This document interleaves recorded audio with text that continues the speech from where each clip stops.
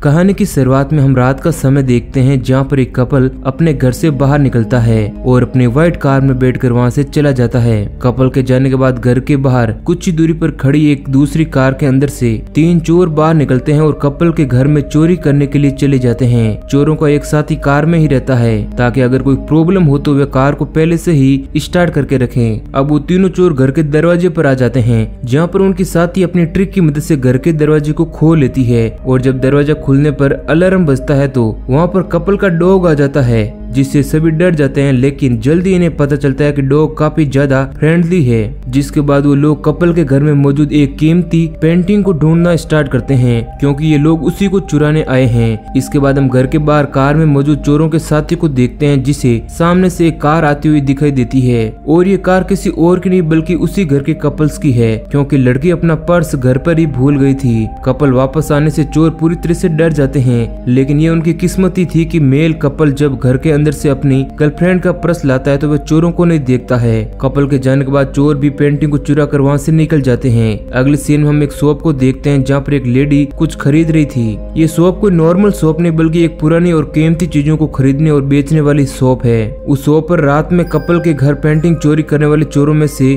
2 चोर जिनका नाम चेज और लियोन है वो भी शॉप पर चुराई गई पेंटिंग को बेचने के लिए आ जाते हैं। शॉप में पहले से ही मौजूद लेडी लियोन और चेज को अजीब तरह से देखती है, जिसके बाद वो शॉप ओनर को अपना ऑर्डर घर पर डिलीवर करने के लिए बोलकर वहाँ से चली जाती है। लेडी के जाने के बाद चेज और लियोन शॉप के ओनर को चुराई गई पेंटिंग देते हैं जिसके बदले में वह उन्हें पैसे देता है और साथ ही एक और काम देने की बात करता है। यहाँ पर हमें पता चलता है कि शॉप ओनर भी चोरों से मिला हुआ है और वही इन्हें बताता है कि किसके घर पर कौन सी पुरानी और कीमती चीज मौजूद है। लियोन शॉप ओनर के ऑफर को मना कर देता है क्योंकि अब वो और चोरी नहीं करना चाहते हैं। इसके बाद लियोन और चेज अपने ठिकाने पर वापस आ जाते हैं जहाँ पर उनके बाकी के 2 साथी विक्स और टोड भी होते हैं। लियोन अब किसी भी कीमत पर चोरी नहीं करना चाहता, लेकिन लियोन के बाकी तीनों साथियों को पैसों की जरूरत होती है, इसलिए सभी लोग मिलकर आखिरी बार चोरी करने का फैसला करते हैं और इस बार भी उन्हें चोरी कहाँ करना है वो शॉप ओनर ही बताएगा। अगले दिन ये लोग एक वैन चुराकर अपने लास्ट मिशन को पूरा करने के लिए निकल पड़ते हैं। इस बार शॉप ओनर उन्हें एक हंटिंग नाइफ चुराने का टास्क देता है जिसे दास प्रथा के समय अमीर लोग गरीबों को शिकार करने के लिए इस्तेमाल किया करते थे। अब ये लोग अपनी गाड़ी में नाइफ की हिस्ट्री के बारे में डिस्कस करते हुए उस जगह पर पहुंच जाते हैं जहां से इन्हें नाइफ चुरानी है। चेज सभी से कहता है कि इस बार मैं बाहर गाड़ी में नहीं रुकूंगा बल्कि तुम लोगों के साथ अंदर चलूंगा। इसके बाद सभी लोग अंदर आ जाते हैं जहां पर दरवाजा खोलते ही अलार्म बजने लगता है, लेकिन इस जगह से गाँव और शहर काफी ज्यादा दूरी पर थे इसलिए इन्हें जरा भी डर नहीं लगता है और नाइफ चुराने के लिए अंदर आ जाते हैं। विक्स और टोड एक साथ नाइफ खोजने की कोशिश करते हैं, वहीं लियोन और चेज एक साथ ऊपर आकर नाइफ ढूंढते हैं। अब अचानक से टोड गायब हो जाता है और जब वैक्स टोड को ढूंढती हुई एक कमरे में आती है तो वो देखती है कि कमरे का दरवाजा बंद था, जिसे ये लोग खोलने की पूरी कोशिश करते हैं लेकिन दरवाजा नहीं खुलता है। लेकिन कुछ समय बाद लियोन देखता है कि दरवाजा खुला हुआ है, यानी कि घर के अंदर इनके अलावा कोई और भी मौजूद है। अब वैक्स को कोई पीछे से आकर बेहोश कर देता है, जिसके बाद चेज और लियोन पर भी पीछे से हमला होता है और जब उनकी आंखें खुलती है तो वो दोनों खुद को टोड और वैक्स के साथ बंधा हुआ पाते हैं। इन चारों को गाड़ी में बैठाकर कहीं पर ले जाया जा रहा होता है और जब गाड़ी रुकती है तो एक बंदा जिसका नाम मेलोरी है वो गाड़ी का पर्दा हटाता है और यहाँ पर लियोन और चेज देखते हैं कि यहाँ पर वो लेडी भी मौजूद थी जिसे इन्होंने शॉप पर देखा था। इस लेडी का नाम कैथरीन था जो एक शाही परिवार का वंशज होती है और इन्होंने जहाँ से हंटिंग नाइफ चुराने की कोशिश की थी वो प्रॉपर्टी कैथरीन की ही थी। इसके बाद कैथरीन के कहने पर मेलोरी लियोन और उसके तीनों साथियों को खींचकर गाड़ी से बाहर फेंक देता है और उनके ऊपर एक अजीब सा लिक्विड भी डालता है। दरअसल कैथरीन लियोन और उसके दोस्तों को जिस जगह पर लाई होती है वहाँ से दूर दूर तक कैथरीन के ही खेत और प्रॉपर्टी होती है और अब कैथरीन अपने पूर्वजों के रिचुअल को फॉलो करते हुए हंटिंग नाइफ से लियोन और उसके दोस्तों का शिकार करेगी। मेलोरी ने सभी के ऊपर लिक्विड इसलिए डाला होता है ताकि कैथरीन के डॉग लिक्विड की स्मेल से उनका पता लगा सकें। इसके बाद कैथरीन लियोन और उसके दोस्तों को छोड़कर मेलोरी के साथ वहाँ से चली जाती है और अब वो अपनी फैमिली और शिकारी कुत्तों के साथ लौटेगी ताकि वे इनका शिकार कर सकें। कैथरीन के जाने के बाद लियोन भी अपने दोस्तों के साथ वहाँ से निकलने का रास्ता ढूंढने लगता है। इन्हें कुछ भी समझ नहीं आ रहा था कि इन्हें किस तरफ जाना चाहिए क्योंकि दूर दूर तक सिर्फ खेत और जंगली नजर आ रहे थे। टोड सभी से आर्टिफिशियल कंपास बनाने के लिए पूछता है, लेकिन जब इन्हें पता ही नहीं था कि इन्हें किस दिशा में जाना है तो कंपास का भी कोई मतलब नहीं था। अब ये लोग किसी तरह से आगे बढ़ रहे होते हैं कि तभी इन्हें हॉर्न बजने की आवाज सुनाई देती है और ये देखते हैं कि कैथरीन अपने अपनी फैमिली मेंबर्स और शिकारी कुत्तों के साथ इनका शिकार करने के लिए आगे बढ़ रही है। कैथरीन को अपनी तरफ आता हुआ देखकर सभी लोग पूरी तरह से डर जाते हैं और भागते हुए रास्ते में पड़ने वाली एक छोटी सी नहर को पार करके दूसरी तरफ जाने की कोशिश करने लगते हैं। क्योंकि अब टोड को तैरना नहीं आता था तो लियोन उसकी मदद करता है और वो सभी लोग नहर के उस पार आ जाते हैं। लियोन और उसके साथियों को उस पार देखकर कैथरीन और उसके फैमिली मेंबर बहुत ही खुश होते हैं, क्योंकि इंसानों का शिकार करने में उन्हें बहुत ही मजा आ रहा था और वो वापस लौट जाते हैं। इसके बाद लियोन अपने दोस्तों के साथ आगे बढ़ने लगता है और अब उन्हें समझ आ गया था कि शॉप ओनर ने पैसों के लिए इन्हें धोखा दिया है, क्योंकि वो पहले से ही कैथरीन से मिला हुआ है। अब ये लोग अपने पास एक एक लकड़ी का टुकड़ा रख लेते हैं और लंबी लंबी घासों के बीच से आगे बढ़ते हैं। अब टोड जब गुस्से में अपनी लकड़ी से घास पर मारता है तो उसे वहाँ पर जंगली जानवरों को पकड़ने वाला ट्रैप मिलता है, जो यहाँ पर जंगली जानवरों को नहीं बल्कि इन्हें पकड़ने के लिए यहाँ पर लगाया गया था। यानी कि यहाँ पर और भी चारों तरफ खतरनाक ट्रैप लगे हुए हैं, इसलिए इन्हें बड़ी ही सावधानी के साथ आगे बढ़ना होगा। कुछ समय बाद इन्हें एक बार फिर से हॉर्न की आवाज सुनाई देती है, जिसके बाद ये लोग कैथरीन को अपनी तरफ आता हुआ देखकर और ज्यादा डर जाते हैं और भागते हुए एक वाल के पास पहुंच जाते हैं। लेकिन वाल को पार करने के दौरान टोड नीचे गिर जाता है और ट्रैप में फंसने की वजह से वे और भी ज्यादा घायल हो जाता है। इसके बाद लियोन और चेज मिलकर टोड को ट्रैप से बाहर निकालते हैं और वॉल के ऊपर चढ़ाने लगते हैं। चेज तो ऊपर चढ़ जाता है लेकिन लियोन अभी भी नीचे ही था और यहाँ पर कैथरीन के डॉग भी आ जाते हैं, जो लियोन पर हमला करके उसे घायल कर देते हैं। लियोन अपने दोस्तों की जान बचाने के लिए खुद को अकेला छोड़कर उन्हें आगे बढ़ने के लिए कहता है, क्योंकि इसके अलावा उनके पास कोई दूसरा रास्ता नहीं था।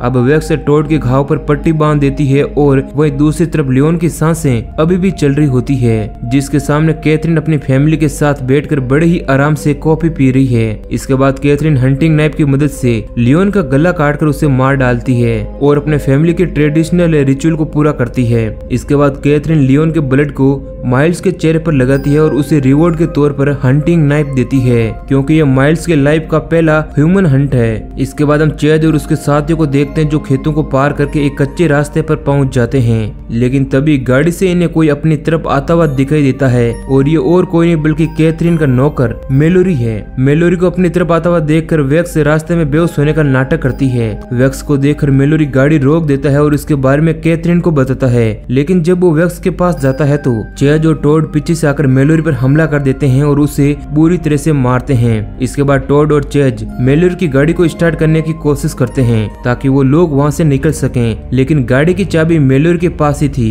इधर कैथरीन भी शिकारी कुत्तों और अपनी फैमिली मेंबर्स के साथ इनका शिकार करने के लिए आगे बढ़ रही थी, इसलिए सभी बुरी तरह से डर जाते हैं और वहाँ से भागकर दूर आ जाते हैं। अब टोड अकेले एक तरफ और वैक्स और चेज साथ में दूसरी तरफ जाने का फैसला करते हैं, क्योंकि टोड को लग रहा था कि कैथरीन के डॉग उसके ब्लड को स्मेल करके उनका पता लगा रहे हैं। अब वैक्स और चेज कैथरीन के फार्म पर आ जाते हैं जो पूरी तरह से बंद था। यहाँ पर वैक्स अपनी ट्रिक की मदद से फार्म का दरवाजा खोल देती है और वहीं दूसरी तरफ टोड रास्ते में अपने घाव को पानी से साफ करता है और आगे के सफर पर निकल पड़ता है। कैथरीन जब इनका पीछा करते हुए वहाँ पहुँचती है तो उसे पता चलता है कि वो लोग दो टुकड़ी में गए हैं, इसलिए शिकारी भी दो टुकड़ी में बंट जाते हैं। इसके बाद हम चेज और वैक्स को देखते हैं जिन्हें फार्म पर पेट भरने के लिए खाना मिल जाता है, लेकिन चेज अपने भाई की मौत से बहुत ही दुखी है, जिस पर वैक्स उसे समझाती है कि लियोन की कुर्बानी बेकार नहीं जाएगी। अब अगले सीन में हम मेलोरी को देखते हैं जो बाथरूम जाने के लिए अपनी गाड़ी रोककर बाहर निकलता है, तो इस मौके का फायदा उठाकर वहाँ पर छुपा टोड गाड़ी में से वॉकी टॉकी चुरा लेता है और जब मेलोरी भी वापस आ जाता है तो अपनी गाड़ी में बैठकर वहाँ से निकल जाता है। अब फार्म पर कैथरीन के दो फैमिली मेंबर्स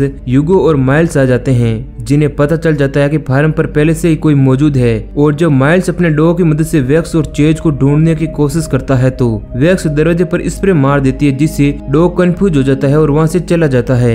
अब यहाँ पर टोड भी छुपते छुपते आ गया था। माइल्स और यूगो से बचने के लिए चेज ओवन में एक मेटल रख देता है और साथ में गैस भी खोल देता है। इसके बाद वैक्स और चेज स्टोर रूम में छुप जाते हैं और जब माइल्स अंदर आने की कोशिश करता है कि तभी ओवन ब्लास्ट हो जाता है, जिससे माइल्स दूर जाकर गिरता है और काफी ज्यादा घायल भी हो जाता है। इसके बाद वैक्स और चेज टोड के साथ वहाँ से निकल जाती है। इधर यूगो भी गुस्से में आकर अपनी गन लेकर इन्हें ढूंढने के लिए निकल पड़ता है। रास्ते में टोड के पास मौजूद वॉकी टॉकी की मदद से कैथरीन इनसे बात करती है, जो इन्हें बताती है कि ये लोग अपनी गलती की सजा भुगत रहे हैं, क्योंकि ये लोग कैथरीन के घर में हंटिंग नाइफ चुराने के लिए गए थे। लेकिन ये सब तो सिर्फ एक बहाना था, असल वजह तो वॉकी टॉकी की मदद से इनकी लोकेशन का पता लगाना था। जिसके बाद चेज एक पेड़ पर चढ़कर ये देखने की कोशिश फोकस करता है कि इन्हें किस तरफ जाना चाहिए कि तभी वहाँ पर हंटर आने लगते हैं। हंटर को अपनी तरफ आता हुआ देखकर ये लोग जंगल के अंदर चले जाते हैं, जहाँ पर टॉड वैक्स और चेज को खुद से अलग रहने के लिए कहता है, क्योंकि घायल होने की वजह से वो उनके लिए मुसीबत बन सकता था। इसके बाद वैक्स और चेज साथ में वहाँ से दूसरी तरफ निकल जाते हैं और टॉड अकेले ही अपनी मंजिल ढूंढने का डिसाइड करता है, लेकिन कुछ ही समय बाद वो पकड़ा जाता है। इसके बाद यूगो और टॉड के बीच एक खतरनाक फाइट होना शुरू हो जाती है। फाइट के दौरान यूगो टॉड के पेट में हंटिंग नाइफ से हमला करता है, लेकिन इस दौरान यूगो की गन से गोली चल जाती है जो सीधे यूगो को लगती है और इस प्रकार यूगो और टॉड दोनों मारे जाते हैं। इधर यूगो की गन की आवाज कैथरीन ने भी सुन ली थी, जिसके बाद वो डिसाइड करती है कि वो अकेले ही हंटिंग करेगी। अब अगले सीन में हम हेमिंगटन को देखते हैं जो मेलोरी के साथ बैठा होता है कि तभी वहाँ पर पीछे से वैक्स और चेज आ जाते हैं। वैक्स हेमिंगटन पर गन तान देती है, लेकिन हेमिंगटन बड़ी ही चालाकी से एक चाकू उठाकर वैक्स पर हमला करने के लिए आगे बढ़ता है, लेकिन वैक्स हेमिंगटन को शूट कर देती है, जिससे उसकी वहीं पर मौत हो जाती है। इसके बाद वैक्स मेलोरी को भी शूट कर देती है, लेकिन मेलोरी किसी तरह से बच जाता है और वैक्स को अपने कब्जे में ले लेता है। अब ये देखकर चेज उस इंस्ट्रूमेंट को बजा देता है जिससे शिकारी कुत्तों को कंट्रोल किया जाता था। चेज के उस इंस्ट्रूमेंट को बजाते ही शिकारी कुत्ते मेलोरी के ऊपर टूट पड़ते हैं, जिस कारण वह भी मारा जाता है। इसके बाद चेज और वैक्स मेलोरी की कार में बैठकर वहाँ से निकल जाते हैं। रास्ते में एक फॉक्स इनकी गाड़ी के आगे आ जाती है,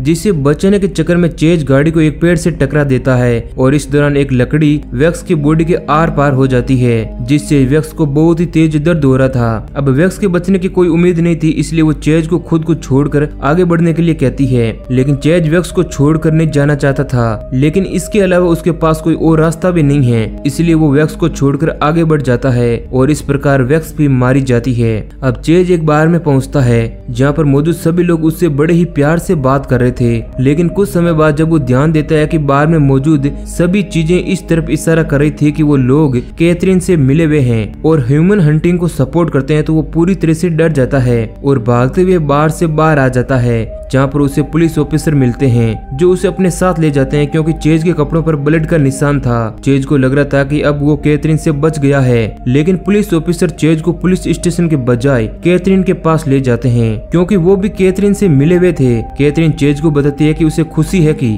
चेज सर्वाइव कर पाया, जिसके बदले रिचुअल के अनुसार वो चेज को ढेर सारा पैसा ऑफर करती है। अब चेज उन पैसों को लेने और कैथरीन की बात मानने के अलावा कुछ भी नहीं कर सकता था। कैथरीन की बात मानकर चेज वहाँ से निकल जाता है। अगले सीन में हम उस शॉप ओनर को देखते हैं जिसने चेज और उसके दोस्तों को कैथरीन के जाल में फंसाया था। चेज भी शॉप ओनर को एक हंटिंग नाइफ गिफ्ट करता है और अगले ही पल वहाँ पर पुलिस भी आ जाती है, जिस कारण वह शॉप ओनर पकड़ा जाता है और इस प्रकार चेज ने बड़े ही चालाकी से शॉप ओनर से अपना बदला ले लिया था और इसी सीन के साथ मूवी एंड हो जाती है। तो दोस्तों ये कहानी अगर आपको पसंद आई तो वीडियो को लाइक जरूर करें और ऐसे ही इंटरेस्टिंग वीडियो पाने के लिए हमारे चैनल को सब्सक्राइब करें। धन्यवाद।